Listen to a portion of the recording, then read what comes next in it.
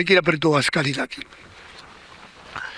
Bapa di dalam surga, kami berterima kasih untuk cinta kasih yang ajaib. Kami berdoa kiranya Engkau sendiri bekerja di dalam hati kami, melalui hidup kami, di dalam perkataan kami, dan melalui keluarga kami, boleh membawa lebih banyak jiwa kembali kepada Tuhan. Dengar doa kami Tuhan. Kami serahkan semua ini dalam nama Yesus Kristus, penebus dan juru selamat kami yang hidup. Amin. Kita membaca bersama-sama Yohanes pasal ke-14. Kitab Yohanes pasal ke-14. Setelah kita mendapatkan, mari kita membaca berapa ayat daripada Yohanes pasal ke-14. Injil Yohanes pasal ke-14. Dari ayat 18. Aku tidak meninggalkan kamu sebagai yatim piatu. Aku datang kembali kepadamu. Tinggal sesaat lagi, dan dunia tidak akan melihat aku, tetapi kamu melihat aku, sebab aku hidup dan kamu pun akan hidup. Pada waktu itulah kamu akan tahu bahwa aku di dalam Bapa-Ku, dan kamu di dalam aku, dan aku di dalam kamu. Lalu ayat ke-27. Damai sejahtera ku tinggalkan kepadamu. Damai sejahtera ku berikan kepadamu. Dan apa yang ku berikan tidak seperti yang diberikan oleh dunia. Janganlah gelisah dan gentar hatimu. Kamu telah mendengar bahwa aku telah berkata kepadamu, aku pergi, tetapi aku datang kembali padamu. Sekiranya kamu mengasihi aku, kamu tentu akan bersukacita karena aku pergi kepada Bapa-Ku. Karena Bapa-Ku itu lebih besar daripadaku. Dan sekarang juga aku mengatakan kepadamu sebelum hal itu terjadi, supaya kamu percaya apabila hal itu jadi. Kita membaca lagi dari pasal ke-16. Ayat ke-16. Tinggal sesaat saja, dan kamu tidak melihat aku lagi. Dan tinggal sesaat pula, dan kamu akan melihat aku. Mendengar itu beberapa dari muridnya berkata seorang kepada yang lain, apa artinya dia berkata kepada kita, tinggal sesaat saja, dan kamu tidak melihat aku. Dan tinggal sesaat saja pula, dan kamu akan melihat aku. Dan aku pergi kepada Bapa. Maka kata mereka, apakah artinya ia berkata, tinggal sesaat saja? Kita tidak tahu apa maksudnya. Yesus tahu bahwa mereka hendak menanyakan sesuatu kepadanya. Lalu dia berkata kepada mereka, adalah kamu membicarakan seseorang dengan yang lain. Apa yang ku katakan tadi, yaitu tinggal sesaat saja, dan kamu tidak melihat aku, dan tinggal sesaat saja pula kamu akan melihat aku. Saudara-saudara, ini adalah saat Yesus belum doa fase 17, dan dia memberikan janji kepada mereka bahwa Roh Kudus akan turun. Dan tidak lama kemudian dia akan pergi ke Bapa. Tidak lama lagi dia akan datang kepada mereka. Yang disebut tidak lama lagi, sesaat saja. Tidak berarti Yesus datang kembali waktu hari kiamat. Itu berarti dia akan kembali ke dunia. Allah menyertai manusia melalui dikirimnya Roh Kudus turun pada hari Pentakosta. Nah, saudara-saudara, sudah berbulan-bulan kita berbicara tentang Roh Kudus turun 4 kali di dalam Yerusalem, Samaria, lalu kota daripada Cornelius berada, dan terakhir di Efesus. Dan sesudah selesai 4 kali itu, kita berkhotbah tentang Roh Kudus bekerja di dalam hati orang dunia. Orang dunia berarti orang belum percaya. Roh Kudus bekerja untuk apa? Untuk membawa orang berdosa dirubah menjadi orang Kristen. Orang yang najis dirubah menjadi orang suci. Barulah mereka masuk ke dalam gereja yang kudus dan am. Gereja adalah tubuh Kristus. Gereja adalah utusan Allah di dalam dunia. Dan di dalam gereja Tuhan memberikan Roh Kudus sebagai pemberian, sebagai hadiah terbesar untuk anak-anaknya. Allah mengirim anaknya menjadi hadiah terbesar untuk seluruh dunia. Dan Allah mengirim Roh Kudus menjadi hadiah terbesar untuk gereja, untuk orang suci. Tetapi dari mana orang suci? Orang suci bukan datang pada sendiri. Orang suci bukan memang sudah ada di situ. Tidak ada seorang yang benar. Tidak ada seorang yang suci. Semua orang berdosa. Lalu orang suci adalah melalui perobat Roh Kudus. Mereka diperanakan pula menjadi orang yang suci. Maka Roh Kudus bekerja di dalam hati orang dunia, menegur mereka tentang dosa, tentang kebenaran, dan tentang penghakiman dari Tuhan. Saudara-saudara sekalian, tentang dosa, karena mereka tetap belum percaya Yesus sebagai Tuhan. Tentang kebenaran, karena mereka mengetahui Yesus naik kepada Allah Bapa. Tentang penghakiman, karena dunia, raja dunia yaitu setan, sudah dihukum oleh Tuhan. Saudara-saudara, setelah manusia mengerti semua ini, maka dia mulai kembali kepada Tuhan. Yesus berkata, Roh Kudus akan datang dan dia akan memuliakan aku. Dia akan bersaksi bagiku. Mulia dan saksi, dua ini tidak bisa dipisahkan. Saudara-saudara, barang siapa yang bersaksi bagi Tuhan, dia harus mencapai memuliakan Tuhan. Setelah engkau dengar kesaksian seseorang tidak melihat kemuliaan Tuhan, kesaksian orang itu gagal. Hari ini saya mau bicara tentang apa artinya bersaksi bagi Tuhan. Bersaksi bagi Tuhan tidak berarti berbicara panjang lebar. Bersaksi bagi Tuhan tidak berarti menceritakan satu pengalaman. Banyak orang saksi, saya bersaksi, yang diucapkan adalah kalimat-kalimat yang disebut saksi atau perkataan-perkataan melukiskan atau mengutarakan satu peristiwa yang pernah terjadi. Tetapi itu bukan arti Alkitab. Alkitab istilah saksi memakai kata benda, bukan kata kerja. Jadi, you are the witness of God. Kamu adalah saksi Allah. Itu kata benda, bukan kata kerja. Saya bersaksi, itu kata kerja. Saya adalah saksi, itu kata benda.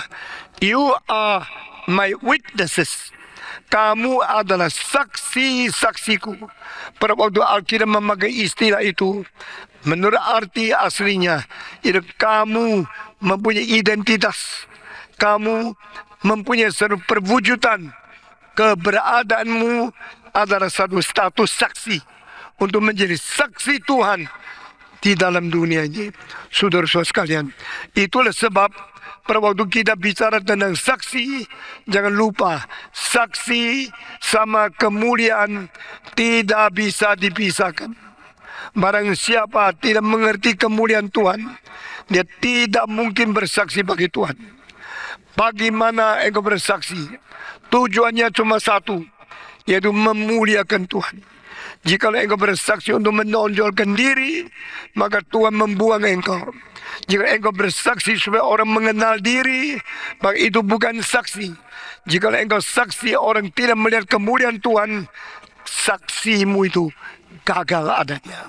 Seorang bersaksi adalah supaya Allah dipermuliakan. Mengapakah Allah perlu dipermuliakan? Di dalam Alkitab mengatakan 2 kali di kitab Nabi Yesaya, Allah berkata, aku mutlak tidak memberikan kemuliaanku kepada Allah-Allah yang palsu. Semua dewa, semua ilah bukan Allah. Mereka adalah palsu. Mereka bukan Allah, maka tidak boleh dipermuliakan. I will not give my glory to the false god. Saya tidak memberikan kemuliaanku kepada ilah-ilah yang palsu. Di dalam kalimat-kalimat seperti ini, sebenarnya Tuhan mau menyatakan apa? Mengapa Tuhan minta dipermuliakan? Mengapa Tuhan mengatakan muliakanlah aku? Engkau harus memuliakan aku. Kalau Stephen Tong minta anggotanya memuliakan dia, malu tak? Saya tanya, anggota GRI, jangan lupa memuliakan Stephen Tong pendetamu ya. Saya tidak mungkin mengatakan kalimat itu. Dan tidak ada ajaran di seluruh kitab suci pendeta minta dipermuliakan oleh anggotanya. Tetapi Alkitab, Tuhan Allah minta orang Kristen memuliakan dia. Lalu saya mau tanya, kenapa Tuhan tidak sungkan? Kenapa Tuhan suruh orang memuliakan dia? Glorify my name. Allah Bapa minta orang Israel memuliakan dia. Dan Yesus Kristus minta Allah Bapa memuliakan dia. Dan Yesus Kristus mengatakan Roh Kudus datang ke dunia untuk memuliakan dia. Dan Alkitab menyuruh orang Kristen memuliakan Yesus Kristus. Di sini mengandung suatu hal yang sulit kita mengerti. Why God demand people to glorify Him? Why God want us to glorify Him? Mengapa Tuhan mau kita memuliakan dia? Mengapa Tuhan menuntut, memerintahkan orang Kristen memuliakan dia? Apa sebabnya? Tuhan yang mulia masih perlu dimuliakan. Apakah ini berarti Tuhan kurang mulia? Apa ini berarti Tuhan sangat memerlukan mulia? Kalau Tuhan sudah mulia, sempurna, 100%, Tuhan tidak perlu dipermuliakan lagi. Karena tidak ada orang bisa menambah kemuliaan Tuhan lebih sempurna lagi. Mulia Tuhan cukup tidak? Cukup. Kemuliaan Tuhan sudah sempurna tidak? Sudah. Kalau kemuliaan Tuhan sudah sempurna, kenapa dia masih menuntut orang muliakan namaku? Hei Israel, jangan lupa engkau harus memuliakan aku. Mengapa Tuhan perlu dimuliakan? Pada waktu saya masih muda, saya menanya pertanyaan ini. Banyak orang Kristen tidak bisa jawab saya. Saya tanya pendeta itu dah terheran-heran. Iya ya, kenapa Tuhan mau dipermuliakan oleh manusia? Kenapa Tuhan minta manusia memuliakan dia? Apakah Tuhan itu kurang mulia? Apakah Tuhan tidak sempurna mulianya? Tuhan sudah penuh, sudah mulia, semutlak-mutlaknya sempurna. Lalu kenapa masih mengatakan muliakanlah aku? Saudara-saudara, Allah Bapa minta orang Israel memuliakan dia. Allah Anak, doa Allah Bapa memuliakan dia. Allah Anak berkata Roh Kudus datang memuliakan dia. Dan wahyu Roh Kudus kabar kitab suci, baik di perjanjian lama maupun perjanjian terbaru, maunya manusia memuliakan Tuhan. Ini semua adalah hal yang aneh, hal yang sangat tidak bisa dimengerti, hal yang sangat heran, hal yang melampaui marifat manusia. How can we understand? God need to be glorified. God demand people to glorify. Why God need this? Kenapa kayak ini? Akhirnya saya mendapatkan jawaban dengan satu perumpamaan. Matahari itu sudah penuh cahaya. Adakah orang bisa tambah sedikit cahaya supaya matahari lebih terang lagi? Mungkin tidak. Tidak mungkin, bukan. Siapa bisa menambah kemuliaan matahari? Siapa bisa tambah supaya matahari lebih terang lagi? Itu tidak mungkin. Kalau matahari tidak mungkin terang lagi, lalu matahari mengatakan teranginlah saya. Bukankah itu lucu? Maka saya akhirnya mengerti dengan satu contoh. Jikalau sekarang saya mempunyai satu cermin, dan cermin ini bisa memancarkan cahaya matahari. Sudutnya dari sini sudah kena dengan cermin ini, kalau saya putarkan sedikit, matahari punya cahaya akan pergi ke lain arah, dengan lain sudut. Dan waktu saya putar-putar semua, cahaya matahari melalui cermin ini, putar-putar di banyak tempat. Selesai itu saya kembalikan persis sumber matahari, sudut cahaya datang ke cermin. Saya kembalikan cahaya ini, sudutnya kembali ke matahari. Saya bertanya, setelah saya mencerminkan ini kembali dengan sudut yang sama kepada matahari, apakah saya bikin matahari lebih terang lagi? Tidak sama sekali. Tetapi kalau saya disuruh Tuhan muliakan Dia, ini tidak bisa lebih bikin Tuhan lebih mulia sedikit pun. Mengapa Tuhan minta ini? Saya akhirnya dapat jawaban. Yang seharusnya sumber mulia harus mendapat kemuliaan dari yang menghadap Dia. Dengar kalimat ini sekali lagi. Yang mulia sumber dari mana? Harus mendapatkan dari orang yang bisa memuliakan Tuhan. Kembalikan mulia kepada asalnya. Dari sumber asli. Mendapatkan refleksi kembali yang asli. Itulah artinya. Berarti Tuhan tidak mau kita memberikan kemuliaan Tuhan kepada setan. Tuhan tidak mau memberikan kemuliaan kepada yang Allah yang palsu. Karena Allah yang sejati harus diakui sebagai Allah yang sejati. Itu artinya memuliakan Tuhan. The true God should be treated as a true God. The true glorious God should regain all the glory to He Himself. Segala kemuliaan kembali kepada Allah. Karena segala kemuliaan berasal daripada Allah. Segala suci, adil, kemuliaan, hormat, kekayaan kembali kepada Allah. Karena di sumber kekayaan, sumber keadilan, sumber kesucian, sumber cinta kasih, sumber segala kuasa. Demikian kita melihat dari permulaan Allah yang suci, adil, baik, kasih, menyatakan segala sifat ilahinya, khususnya melalui Taurat kepada umat manusia. Dan di dalam kitab Wahyu yang terakhir, Tuhan minta semua kembalikan segala mulia, kuasa, bijaksana, semua kehebatan, semua keadilan kembali kepada Allah yang adil, yang suci, yang benar, yang kasih, dan sumber daripada kemurahan itu. All the glory, honor be to God. Because all this from God, so be to God. Berarti sumber yang sejati dari mana?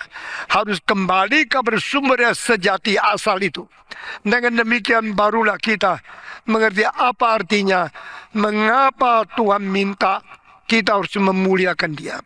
Dan Yesus Kristus berkata, saya akan pergi, Roh Kudus akan kirim kepadamu.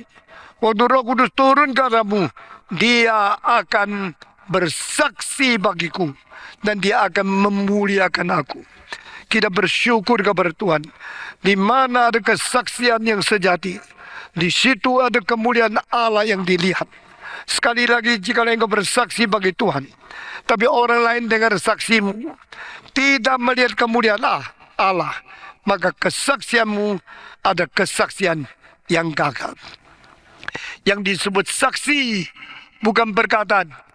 Yang disebut saksi bukan satu kelakuan. Yang disebut saksi adalah satu kedudukan, satu identitas, satu harkat, satu perwujudan seluruh keberadaan hidup. Itulah saksi Tuhan. To be the witness of God. Not to say the witness. Not to speak out the witness. But to be the witness. Engkau jadi saksi Tuhan. Orangnya, kedudukannya, statusnya, identitasnya, keberadaan perwujudannya, itulah saksi. Satu kali seorang Katolik yang sangat terkenal di dalam sejarah, namanya Sanctus Francis. Saudara, kalau lihat orang Katolik yang pakai hitam bajunya, itu orang Fransiskus. Yang pakai putih bajunya itu Dominikus. Franciscus dari abad ke-13. Dominikus juga dari abad ke-13, dari abad ke-16. Ini dua sistem adalah menyaksikan kebesaran Tuhan di dalam agama Katolik. Dan yang hitam lebih banyak menolong orang miskin, lebih banyak membesuk, menggembala, lebih banyak keliling untuk melakukan kebajikan. Yang putih lebih banyak studi akademis, lebih banyak mengerti doktrin dan filsafat Katolik yang tinggi sekali. Yang putih dari Spanyol, yang hitam dari Itali, yang hitam dari Francis, yang putih dari Dominikus. Jadi ada Franciscan system, ada Dominican system, Frateran Dominikus yang berasal dari Spanyol, dan Frateran yang disebut Franciscus yang datang daripada Italia. Dua orang ini berbeda. Dan pada waktu seorang suci namanya Santo Francis datang kepada Paus, saya mau menjadi orang mengabdi, melayani Tuhan, lalu bikin biara, melatih anak-anak muda, menjadi pastor-pastor, menjadi orang yang cinta Tuhan. Ini disebut Fransiskan. Orang ini orang besar sekali. Dia adalah seorang anak orang kaya yang sangat-sangat kaya raya. Papanya jutawan yang sangat kaya sekali. Waktu mati, semua harta diserahkan sebagai harta karun untuk anaknya yang namanya Francis ini. Tapi anak ini adalah anak mengatakan, Papa, saya mau melayani Tuhan. Saya tidak mau semua uang. Jadi harta benda yang diturun kepada dia, dia tidak mau terima sama sekali. Dia serahkan semua untuk menolong orang miskin. Di dalam sejarah ada orang yang begitu rohani, begitu cinta Tuhan. Francis, dia membagikan semua harta karun yang berjuta-juta, semua diserahkan kepada orang miskin. Menjadi pertolongan sehingga banyak orang akhirnya menjadi orang Kristen, percaya Katolik di bawah dia. Waktu itu belum ada Martin Luther, belum ada Protestan. Maka anggaplah ini satu orang Kristen yang terbaik yang membagi-bagikan semua harta kepada orang miskin. Bukan saja demikian, dia orang yang tidak pernah mau cekcok, mau berkelahi sama orang lain. Dia selalu penuh dengan cinta kasih, penuh dengan perdamaian luar biasa, sehingga binatang-binatang dekat sama dia. Bahkan dia bisa panggil burung, burung datang kepada dia, hinggap di bahu dia, datang di tangan dia, dilus oleh dia, diberi makan oleh dia. Dan menurut legenda, dia bisa bicara sama binatang. Binatang dengar kalimat-kalimat yang diucapkan oleh dia. Orang yang agung sekali, orang yang suci sekali, orang yang penuh dengan cinta kasih. Dan di dalam biara muridnya banyak. Satu kali dia berkata ke seorang anak muda, muridnya, ikut saya. Saya mau turun dari gunung, masuk ke dalam kota. Saya mau khotbah di situ, nanti sore pulang. Muridnya bilang, oke, saya ikut. Lalu dia pakai baju dengan rapi, ikut gurunya sama, keluar dari biara, berjalan di pegunungan, menurun ke desa-desa, masuk ke kota. Lalu sesudah keliling kota, sore itu selesai keliling, Santo Prancis sesudah mengunjungi kota itu, dia tidak berkhotbah, balik lagi ke biara. Waktu sampai di biara, murid itu heran, bilang sama gurunya, bukankah tadi pagi engkau suruh saya ikut engkau karena engkau mau pergi khotbah? Gurunya, memang saya hari ini bawa engkau, saya pergi khotbah. Tetapi saya tidak dengar engkau bicara satu kalimat. Di tengah-tengah engkau diam saja. Sampai di kota engkau keliling, engkau diam saja. Sudah keliling, engkau diam saja. Engkau bawa saya pulang, sampai di biara, tidak berkhotbah, tetap diam saja. Di mana khotbahmu? Apakah Guru, engkau lupa ya. Engkau tadinya mau berkhotbah, kenapa tidak khotbah kau pulang? Guru baru keluar kalimat, hari ini saya sudah khotbah. Kapan? Saya tidak lihat engkau khotbah. Saya turun ikut engkau. Jalan terus akhirnya kembali lagi. Engkau belum khotbah. Engkau tidak masuk gereja. Engkau tidak mengatakan satu kalimat. Engkau khotbah di mana? Guru menjawab, saya khotbah melalui jalan kaki.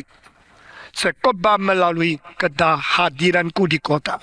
Saya khotbah melalui seluruh tingkah lakuku. Orang melihat saya jalan. Orang melihat saya hadir. Mereka sudah mendengar firman. Firman yang tidak dengar. Firman yang tidak dikatakan. The unspeakable truth. An invisible word. Already seen by them. Through my existence. Through my presence. Through my walk. Through my work. Dari kelakuan, perjalanan, dari keberadaan aku, orang sudah melihat. Setelah mereka melihat aku, mereka sudah mendengarkan khotbah. Bukankah engkau harus sadar ini? Engkau kira khotbah itu pakai mulut? Engkau kira khotbah itu pakai kata-kata? Tidak, pakai seumur hidup. Mengapa banyak hamba Tuhan pinter pidato, khotbahnya bagus, tapi sedikit orang mendapat berkat? Karena dia khotbah pakai mulut, bukan khotbah pakai hidup. Jikalau satu hari engkau bisa pintar bicara sampai menggerakkan banyak orang, selesai mereka terus geleng kepala. Dengarlah dia ngomong, memang dia pintar ngomong. Tapi waktu mereka melihat, mereka menemukan yang dibicarakan satu hal, tapi kehidupannya lain hal. What you speak and what you are very, very different. You speak something so high and you live so low. You speak something so holy and you live something so sinful. Engkau berbicara begitu tinggi, engkau melakukan begitu rendah. Engkau berbicarakan begitu menarik, engkau hidupnya begitu rusak. Engkau bicara begitu logika, tapi engkau hidup sama sekali tidak masuk akal. Orang melihat kehidupan kita, mereka tidak melihat kebenaran. Maka hati mereka tidak mendengarkan firman. Telinga mereka dengar kalimat yang penting-penting, kalimat yang hebat-hebat, tapi hati mereka tidak mengiyakan hidupmu. Itu bukan saksi. Saudara-saudara, Tuhan berkata, Roh Kudus datang ke dunia, dia akan bersaksi bagiku, karena dia akan memuliakan aku. Demikian Yesus datang ke dunia, bersaksi bagi Allah Bapa, dan dia memuliakan Allah Bapa. Yesus berkata, makananku adalah menjalankan kehendakku dan menggenapi akan kehendaknya, menggenapi akan segala yang direncanakan. I do my Father's work. I obey my Father's will. This is my food. Pada waktu mereka beli makanan datang, berkata, Tuhan, silakan makan. Yesus berkata, aku sudah ada makanan. Makananku adalah menjalankan kehendak Bapakku dan menyelesaikan kehendaknya. Itulah makananku. Dan dia mengatakan, aku sering menjalankan apa yang Tuhan inginkan daripadaku. Aku sering melaksanakan kehendak Bapakku di dunia ini. Waktu Yesus mengatakan kalimat itu, di situ langsung banyak orang percaya kepada dia. Waktu saya membaca ayat di dalam Injil Yohanes, saya sangat tergerak. Karena I always do my Father's will. I always obey His work. When Jesus speak about this, many people believe in Him. Karena mereka melihat ini kalimat sungguh. Apa yang dilakukan, apa yang digenapi, ada rencana Allah Bapa. Maka mereka percaya kepada dia. Saudara-saudara, gereja menginginkan banyak orang percaya, menginginkan orang Kristen ditimbulkan dari antara orang kafir, menginginkan banyak orang dunia menjadi orang Kristen. Kalau mereka melihat kita menjalankan kehendak Allah, kalau mereka melihat kita mentaati rencana Tuhan, orang yang mentaati rencana Tuhan, menjalankan kehendak Allah, memperkenan hati Tuhan, dan menarik banyak orang dunia kembali kepada Tuhan. Ini adalah rahasia rohani yang banyak diabaikan oleh orang Kristen. Kita mempunyai aktivitas yang banyak, kita mempunyai khotbah yang banyak, kita mempunyai pembicaraan yang banyak, tapi hasilnya sedikit. Karena orang tidak melihat kemuliaan Allah melalui kesaksian yang kita berikan. When you bear the witness, when you bear the testimony, let people see the glory of God through you, through me. Melalui kita, biar manusia melihat kemuliaan Tuhan. Sudah melihat kemuliaan Tuhan, kesaksian kita baru sukses. Alkitab mengatakan Yesus Kristus adalah cahaya kemuliaan Allah yang tidak kelihatan, nampak di dalam dunia ini. So He is the visible image and the likeness of God through the glory of God which is invisible. Saudara-saudara, kemuliaan Allah tidak bisa dilihat, tapi kemuliaan Allah bisa dilihat melalui Yesus Kristus yang menjadi peta teladan Allah yang kelihatan di dalam kelakuannya. Waktu kita melihat Yesus Kristus, kita melihat kemuliaan Tuhan Allah. Dan demikian Alkitab dengan jelas berkata, barang siapa bersaksi bagi Tuhan, biar dia memuliakan Tuhan. Barang siapa yang bersaksi bagi Tuhan, tidak mewujudkan kemuliaan Tuhan kepada orang lain, kesaksian itu gagal adanya. Saudara-saudara, di dalam Kisah Para Rasul pasal 5 ayat ke-32, mari kita membaca bersama-sama. Kisah Para Rasul pasal ke-5 ayat yang ke-32. Setelah mendapatkan, mari kita membaca bersama-sama. Kisah Para Rasul pasal yang ke-5 ayat yang ke-32. Saya membaca satu kali, sesuai itu semua membaca satu kali. Kisah Para Rasul pasal ke-5 ayat yang ke-32. Di sini dikatakan, kami adalah saksi dari segala sesuatu itu. Kami dan Roh Kudus yang dikaruniakan Allah kepada semua orang yang mentaati Dia. Semua membaca 1, 2, 3. Dan kami adalah saksi dari segala sesuatu itu. Kami dan Roh Kudus yang dikaruniakan Allah kepada semua orang yang mentaati Dia. Artinya apa? We are the witness for those things. And God send His Spirit to people who obey Him, will be also witness for us. Artinya, di sini kami bersaksi, Roh Kudus juga bersaksi. Kami bersaksi bagi hal-hal itu. Roh Kudus sama-sama bersaksi beserta kami bagi hal-hal itu. Roh Kudus, roh yang siapa? Rohnya Allah. Diberikan kepada siapa? Diberikan kepada orang yang mentaati Dia. Nah, di sini kita melihat ada double saksi. Pertama, yang saksi manusia. Kedua, yang saksi adalah Roh Kudus. Roh Kudus bersaksi bersama dengan orang yang bersaksi. Roh Kudus bersaksi bersama orang bersaksi. Orang yang bersaksi apa? Kepada hal-hal itu. Kami bersaksi bagi hal-hal itu. Hal apa? Yaitu kematian dan kebangkitan Yesus Kristus. Pada waktu rasul-rasul bersaksi bagi Kristus yang mati dan bangkit, Roh Kudus juga bersaksi bagi Yesus yang mati dan bangkit.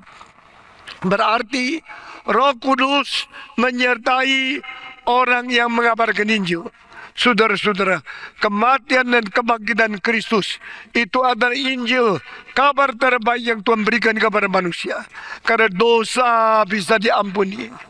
Kristus sudah menggenapi tuntutan Taurat, menggenapi tuntutan keadilan, menggenapi hukuman yang seharusnya dijatuhkan kepada engkau dan saya. Kristus mengganti engkau. Kristus mengganti aku. Kristus menerima hukuman itu. Maka pada waktu Petrus, pada waktu Rasul bersaksi tentang Kristus yang mati dan bangkit, yaitu Injil, Roh Kudus ikut bersaksi. Karena Roh Kudus tidak mungkin tinggal diam, membiarkan orang Kristen susah payah mengabarkan Injil. Roh Kudus memberikan saksian, menyertai bersama dengan orang yang bersaksi bagi Injil. When you witness for the Lord, Holy Spirit is also witnessing for the Lord. When you give the testimony for Jesus Christ, Holy Spirit also give the testimony for Jesus Christ. Karena apa? Karena dia memang dikirim hanya untuk hal itu. Untuk saksi bagi Yesus.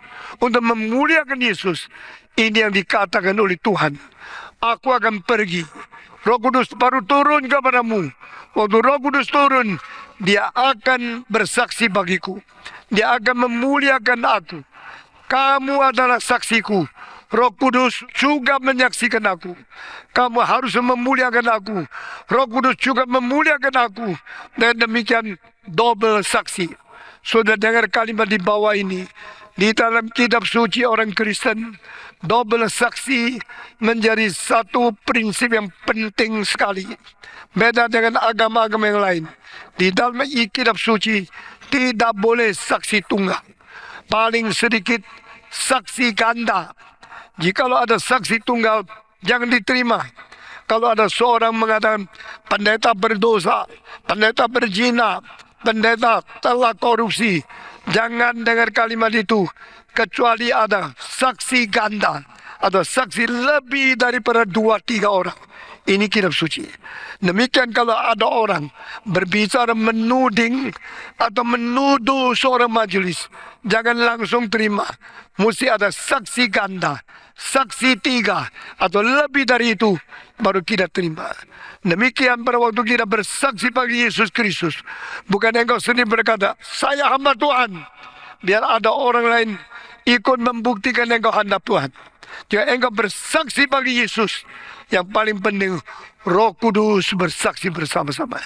Inilah arti daripada ayat pasal 5 ayat ke-32 di dalam Kisah Para Rasul.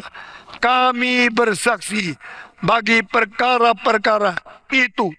Apa itu? Yaitu tentang Yesus sudah mati, Yesus tidak kuburkan, Yesus sudah bangkit, dan Yesus sudah naik surga. Hal-hal itu kami menjadi saksinya. Cukup? Tidak. Jikalau hanya Rasul yang bersaksi, tapi Allah tidak bersaksi, maka itu tidak sah adanya. Itulah sebab pada waktu Yesus di dunia, Allah bersaksi bagi dia. Waktu Rasul bersaksi bagi Yesus, Roh Kudus dikirim untuk bersaksi bagi dia. Dengan demikian Allah bersaksi, Rasul bersaksi, Yesus sendiri bersaksi, dari pekerjaan mujizat bersaksi, dari orang-orang Kristen yang percaya bersaksi. Saksi tidak boleh tunggal, saksi paling sedikit harus ganda. Bedanya kita di dalam kitab suci yang memberitakan firman Tuhan, yang menulis kitab suci dari Musa sampai Yohanes, bukan 1 orang, tetapi 40 orang. Injil mempunyai 4 saksi.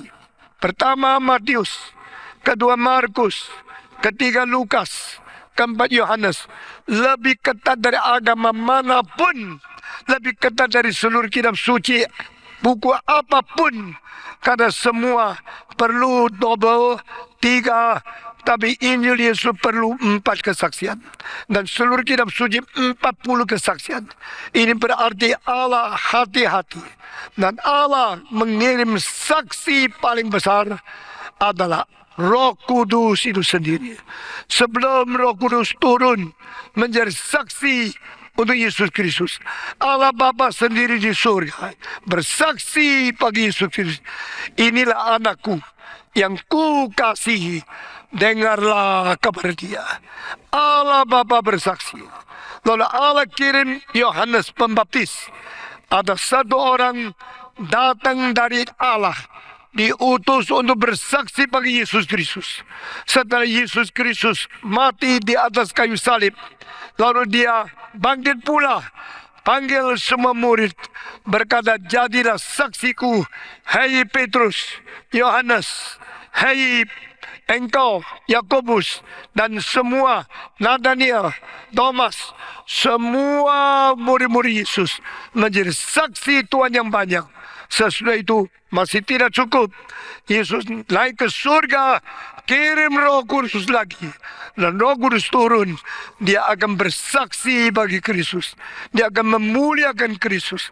Inilah cara kitab suci. Begitu banyak saksi adanya. Lain dengan agama yang katakan satu orang dapat seluruh kitab dari Allah. Itu tidak benar.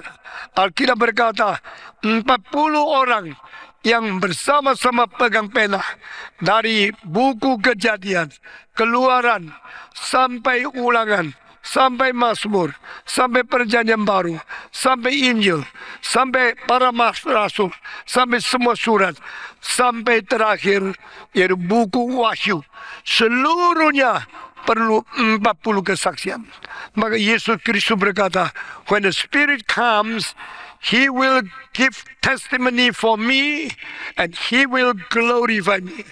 Roh Kudus menyaksikan Yesus. Roh Kudus memuliakan Yesus. Pada waktu Roh Kudus menyaksikan Yesus, dia bersaksi beserta dengan rasul-rasul. Maka pasal 5 ayat 32, Petrus berkata, kami bersaksi bagi hal-hal itu. Roh yang diberikan kepada orang yang taat kepada dia juga bersaksi bagi kami sekaligus. Maksudnya, waktu saya bersaksi dengan Yesus, itu tidak cukup. Roh Kudus juga ikut saya dan ikut menyertai saya. Roh Kudus berada di dalam diri saya, sama-sama menyaksikan Kristus. Bagi orang yang berkhotbah, dia perlu dampingan Roh Kudus, saksi bersama. Bagi orang yang mendengar khotbah, dia perlu mendengar kesaksian Roh Kudus bersama. Jadi bagi saya, seorang berkhotbah, saya mesti taat Roh Kudus. Jikalau saya tidak taat Roh Kudus tidak akan mendampingi saya. Saya berkhotbah muluk-muluk, berkhotbah menarik, berkhotbah begitu hebat, begitu mempersona. Tetapi kalau Roh Kudus tidak mengakui dan tidak mengurapi, tidak mau bersaksi bersama dengan saya, semua kesaksian saya menjadi sia-sia. Saudara sekalian, jangan lupa, engkau kira engkau sekolah teologi, engkau kira engkau sudah mengerti doktrin, engkau sudah menjadi saksi Tuhan.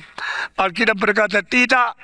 Jikalau Roh Kudus tidak bersaksi bersama dengan engkau, maka engkau akan dibuang, engkau tersendiri, dan engkau tidak ada fungsinya. Saudara-saudara, Tuhan memberkati kita masing-masing.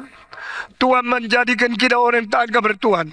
Jikalau saya mau bersaksi bagi Tuhan, saya harus terlebih dahulu taat kepada Allah. Waktu saya taat kepada Allah, saya bersaksi baru berguna. Karena Roh Kudus ikut bersaksi bersama-sama dengan saya. Dua saksi menjadi kuat sekali.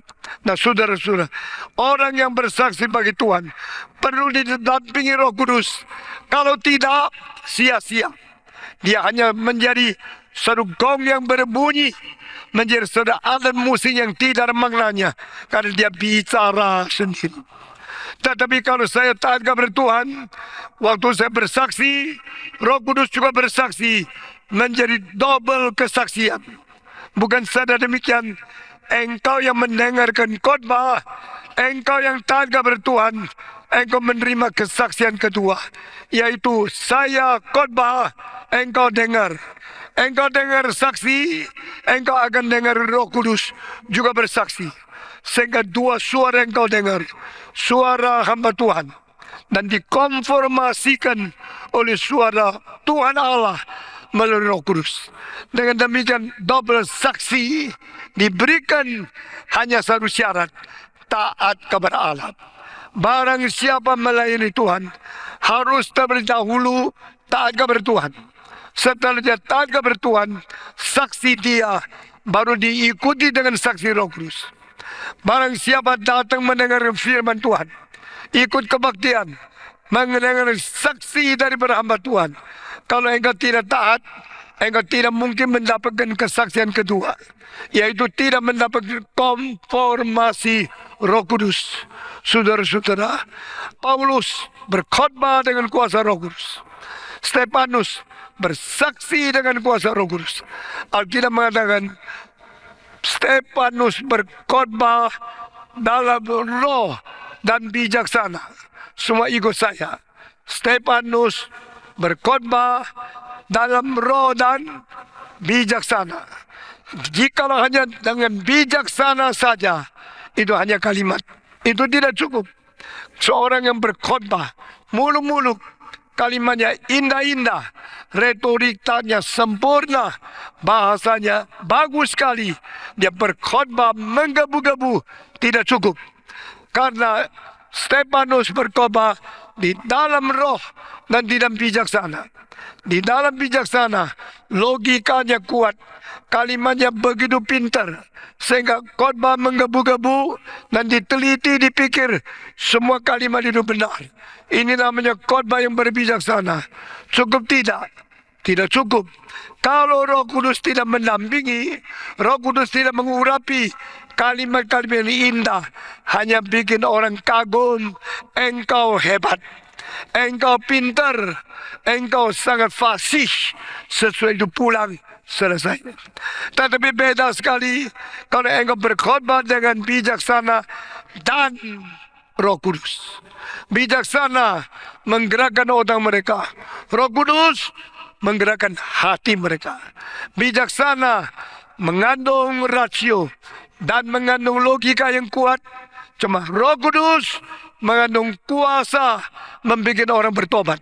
Saudara-saudara, jikalau kita berkhotbah hanya dengan pengetahuan ilmu teologi, kita berkhotbah dengan fasi-fasi dan logika rasio, kita berkhotbah dengan kalimat-kalimat indah dan tata bahasa yang sempurna, tanpa didampingi Roh Kudus, itu kasihan sekali. Saya pernah memperhatikan seorang pendeta di New York, lalu saya perhatikan bahasa yang dia pakai, bahan yang dia khotbahkan, kitab suci yang dia kutip, semua betul. Saya sangat kagum, tapi saya mempunyai suatu pikiran, kenapa orang ini berkhotbah sama sekali tidak kuasa? Setelah dia khotbah, orang ketawa-ketawa, orang menertawakan dia, membicarakan dia, orang sangat hormat hanya karena kagum pintar bahasanya. Tetapi setelah dia berkhotbah, hidup pendengar tidak ada perubahan. Yang sombong tetap sombong, yang malas tetap malas, yang tidak mau mengabari Injil tetap tidak mengabari Injil. Karena apa? Karena dia mempunyai pembicaraan kelas tinggi, tapi mempunyai kuasa yang kelas rendah. Saudara-saudara, satu kali di sekolah teologi, di mana saya menjadi dosen di dalamnya, ada seorang yang kalimatnya gagap. Kalau ngomong tidak jelas, tapi setelah dia berkhotbah, banyak orang tergerak, banyak orang berubah, dan banyak orang dikobarkan hatinya menjadi cinta Tuhan. Lalu ada mahasiswa lain mulai mendiskusikan apa sebabnya. Sebab apa orang ini tidak fasih, bahasanya tidak bagus, khotbahnya tidak menarik. Tapi setelah dia berkhotbah, banyak orang digugah, hati mereka berubah, hidup mereka menjadi cinta Tuhan, menjadi suka mengabarkan Injil. Lalu mereka ambil kesimpulan, orang ini tidak terlalu pintar, tapi taat sekali sama Roh Kudus. Dan Roh Kudus mengurapi dia lebih daripada kepintaran dia berfasilitas. Saudara-saudara sekalian, akhirnya Tuhan pakai dia luar biasa. Di mana dia pergi, gereja bertumbuh. Di mana pergi, orang datang mendengar firman. Karena mereka melihat ada kuasa Tuhan menyertai dia. Ini penting sekali. Kita mungkin bukan orang terlalu pintar, Kita bukan orang anggota Kristen yang kaya. Kita tidak mempunyai keuangan yang banyak. Kita tidak mempunyai fasih yang hebat. Tapi kalau kita mempunyai ketaatan kepada Tuhan, mempunyai pengurapan dan Roh Kudus, meskipun engkau kurang fasih, kurang kaya, saudara, Tuhan memberkati engkau untuk merubah banyak orang menjadi orang Kristen yang baik. Itu sebab dikatakan kesaksian, kemuliaan, kesejatian, kesungguhan ini penting menjadi satu. When I witness, I want to glorify my God. When I witness, I want to show the true truth of God. Pada waktu Yesus Kristus dihakimi oleh seorang namanya Pilatus, kenapa engkau tidak berbicara? Sekarang jawab saya, engkau raja Yahudi bukan? Pada waktu Yesus ditanya, sama sekali tidak mau jawab. Sampai pada pertanyaan, engkau raja Yahudi atau bukan? Yesus harus jawab. Jikalau Yesus tidak jawab, berarti Yesus mengaku dia bukan raja Yahudi. Dia mengaku dia bukan anak Allah. Berarti dia penipu. Itu sebab pada waktu Pilatus tanya, engkau raja Yahudi bukan? Yesus jawab.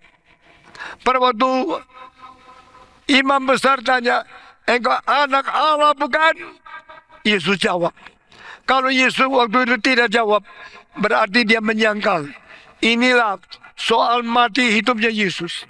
Kalau Yesus waktu itu tidak jawab, mungkin lebih aman. Kalau tidak jawab, bahaya sekali. Tapi Yesus menjawab, aku adalah raja orang Yahudi. Aku adalah anak Allah. Dia menjawab seperti kata Tuhan, what you say is right. I am the King of Israel. I am the Son of God. Tetapi Yesus mengatakan, kerajaanku bukan dari dunia ini. Kerajaanku dari surga. Dia mempunyai kerajaan. Dia adalah raja dari kerajaan, tapi bukan raja di dunia ini. Dia adalah anak Allah, bukan anak manusia saja. Dia adalah anak dari Allah di tempat yang maha tinggi. Yesus menjawab, I am the king. You say I am the king. I was born to be king. Purpose come to witness for the truth. Di sini Yesus bicara tentang kesaksian ditambah dengan kebenaran. Allah yang benar, kirim anak yang benar untuk benar-benar bersaksi bagi kebenaran yang benar. Semua agama Yahudi yang palsu, pura-pura, yang munafik, ya agama yang palsu. Di dalam dunia agama yang diperlakukan secara fit munafik, secara pura-pura, Yesus menjadi saksi kebenaran yang sejati. Saudara, hari ini gabungkan 4 hal. Kesaksian, kemuliaan, kesejatian, dan kebenaran. Semua 1, 2, 3. Kesaksian, kemuliaan, dan kebenaran yang sejati. I come. I was born to be the king. Aku dilahirkan sebagai raja. Khusus bersaksi bagi kebenaran. Dari kebenaran, saksi, kemuliaan, kesejatian, ini semua menjadi satu paket di dalam diri Yesus Kristus. Bedanya dengan orang Farisi, mereka mendengar firman Tuhan yang sejati, tapi mengerti dan menyatakan hidup yang palsu. Cilakalah engkau, orang-orang Farisi, engkau munafik, engkau pura-pura.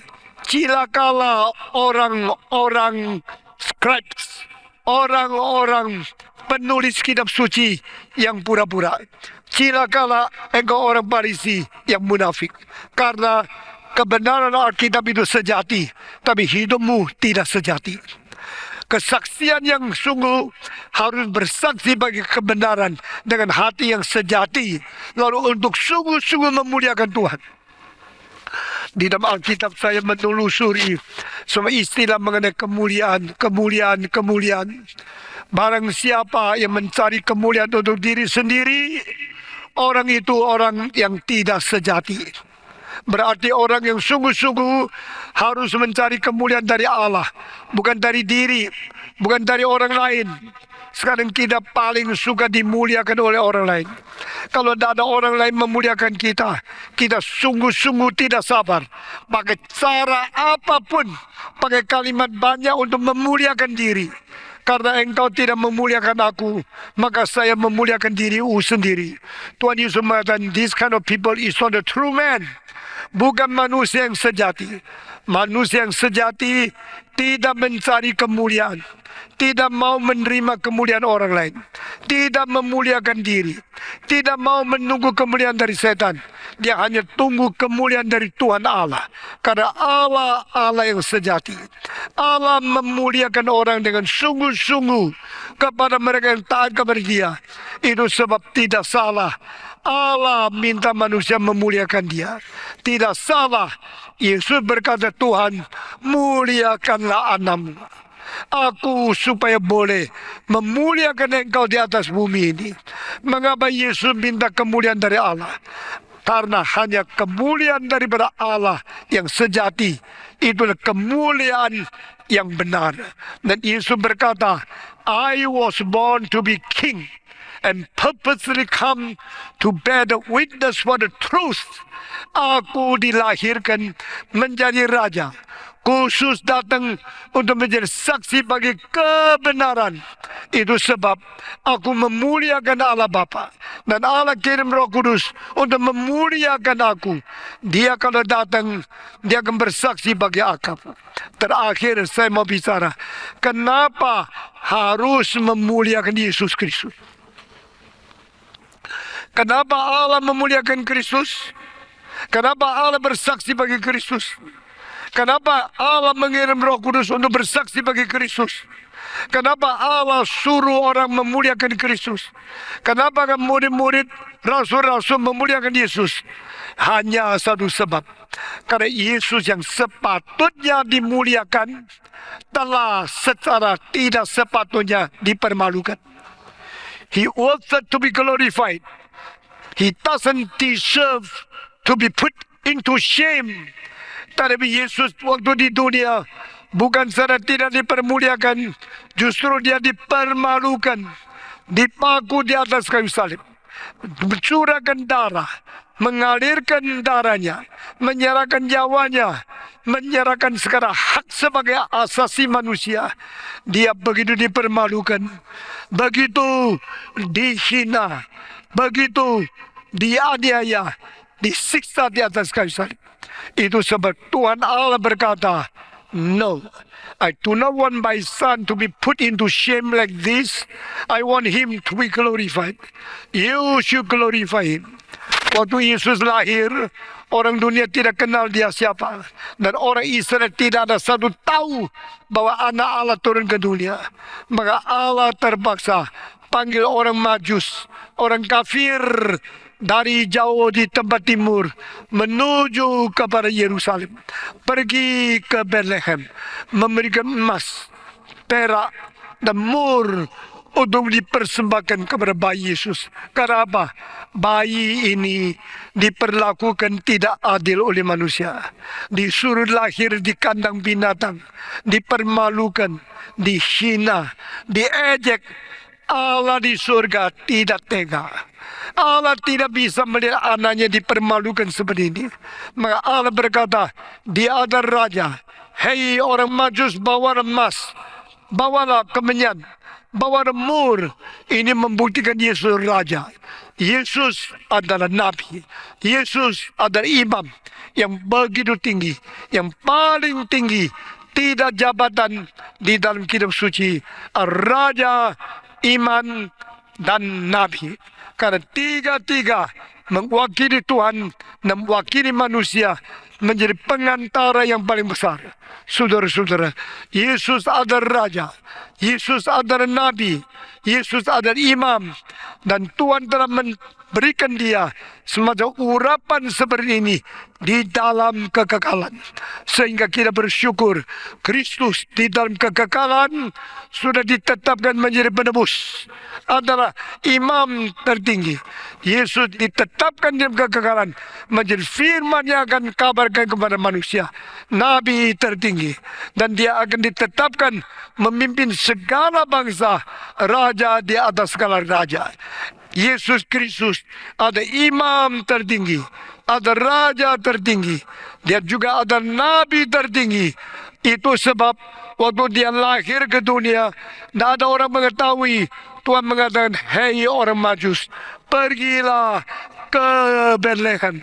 Engkau sembah sujud, membawa emas untuk dia, mur untuk dia, dan membawa kemenyan untuk dia, membuktikan dia adalah raja, dia adalah nabi, dia adalah imam. Saudara-saudara sekalian, Yesus Kristus dilahirkan sebagai raja, terbukti emas yang dipersembahkan oleh orang Majus kepada dia. Bukan saja demikian, Yesus adalah anak Allah yang paling tinggi. Itu sebab seorang malaikat datang kepada Maria, yang kau lahirkan akan disebut orang kudus dari Allah, dan anak Allah di tempat yang maha tinggi. Yesus Kristus akhirnya setelah dia naik ke surga, kembali lagi akan dengan tongkat besi untuk menghancurkan segala bangsa pada hari kiamat.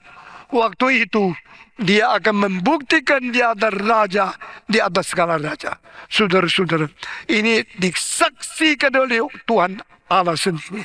Dan kita menjadi orang Kristen, kita saksi-saksi Kristus, saksi untuk memuliakan Tuhan, saksi untuk kebenaran, saksi harus taat dan menjadi orang yang sejati dipakai oleh Tuhan.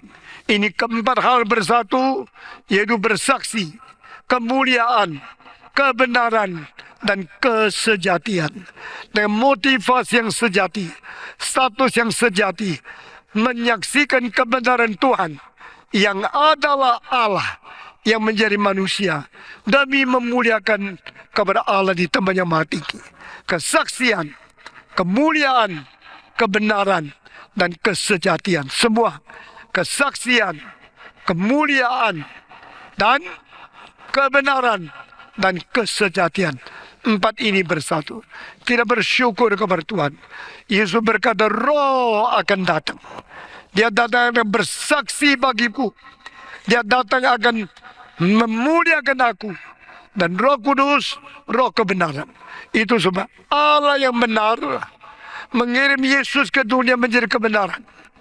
Lalu kirimlah Roh Kudus turun menyaksikan kebenaran Yesus.